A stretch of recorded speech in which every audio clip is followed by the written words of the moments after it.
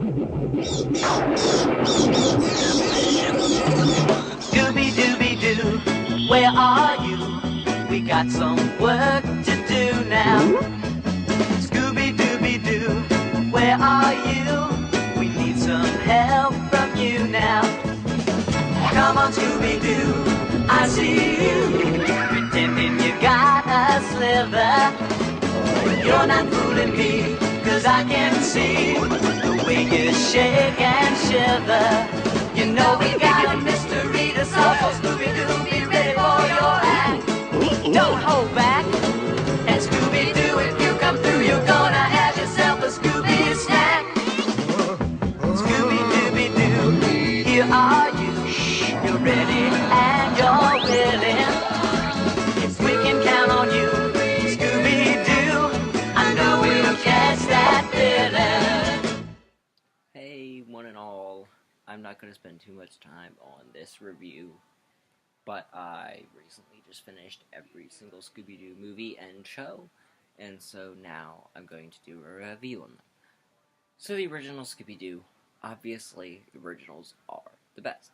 So, I can see all the mysteries in the original one. I'm not going to spend a lot of time on the originals because originals are originals.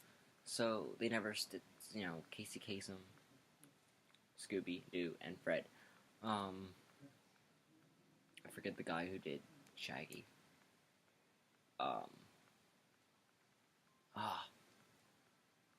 Casey Kasem, I know is Scooby-Doo, and Fred Wilker or something like that. Fred Wilker is the one who did Shaggy, something like that. Fred Wilker or something. But after he died, from the 2002 live-action movie, I don't know if you guys know, but Matthew Lillard actually took over the voice of Scooby-Doo after Fred Wilker died. So, which I thought was really cool because it kept the same, you could tell it was Matthew Lillard, but it still sounded like Fred Wilker. He did a great job as Shaggy in Scooby-Doo 2002 live action, which I thought was a great reenactment, just keeping Scooby-Doo alive. Then when we got to the part where, I guess it was Be Cool Scooby-Doo or something like that, or, we got to Scrappy-Doo, and stuff like that. Scrappy drove me crazy, because I watched every single one, and I'll whack him, I'll sock him, and it was just, after a while, just watching just hearing Scrappy just drove me nuts. But I do have to say, the originals are still the better ones, because the Scooby and Scrappy-Doo show was just really, really odd, and I know what my phone's out on, it's Snapchat. But yeah, out of all honesty, the originals were better. The live actions were good with Freddie Prinze Jr., Sarah Michelle Gellar, Matthew Lillard. The voice of Shaggy or Scooby-Doo is the same, and Velma, which I forget who played Velma. But yeah, I'm pretty much familiar with Matthew Lillard from Scream, the first one, as he played the psycho friend or whatever that was in on it with Sidney's boyfriend. Also, Freddie Prinze Jr. from I Know What You Did Last Summer, which Sarah Michelle Gellar was also in. They're really good actors, but Sarah Michelle Gellar created her history with Buffy the Vampire Slayer. So altogether, they picked great characters for the live-action film, and I think just taking it to the second one in 2004, Scooby-Doo 2 Monsters Unleashed, was actually a good idea. Now, we got past the originals live actions. Then you have the ones where supposedly Shaggy and Velma were falling in love and Shaggy had to choose over Velma or Scooby. And I think that just was wrong. I don't know. But then again, Fred and Daphne, kind of the same way in a lot of their shows. But the newer stuff is when they got more loving and didn't think about the mysteries as much. And that's kind of what threw Scooby-Doo off. So, the newer stuff, anything past the live action was honestly ridiculous, in my opinion.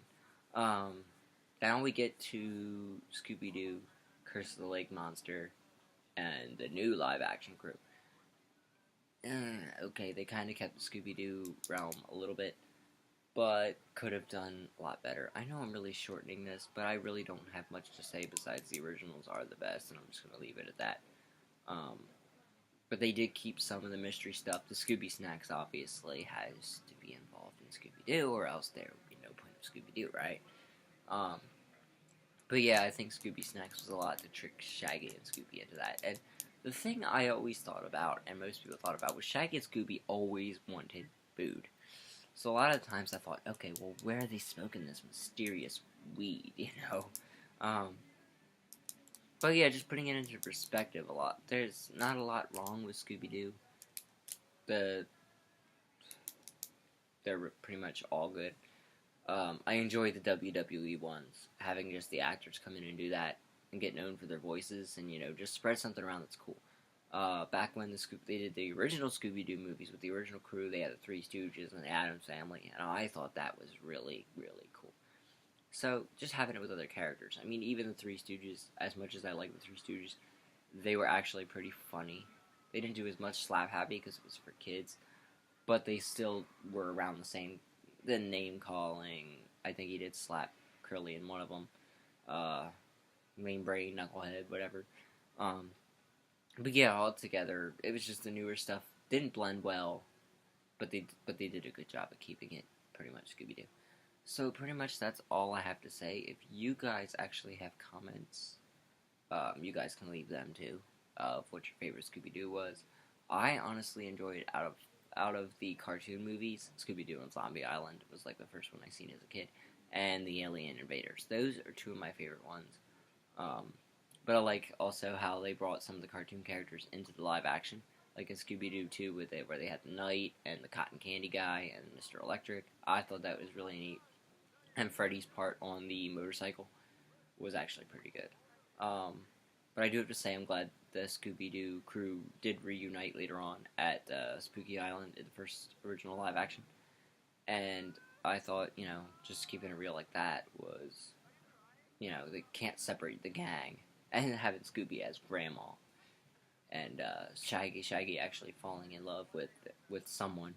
I mean, other than Velma, that was actually pretty neat too. So, this is pretty much where I have to end my Scooby-Doo review. I don't know what you guys think, whether you're going to be intrigued about it or what, but there is really not much to say. Scooby-Doo is Scooby-Doo.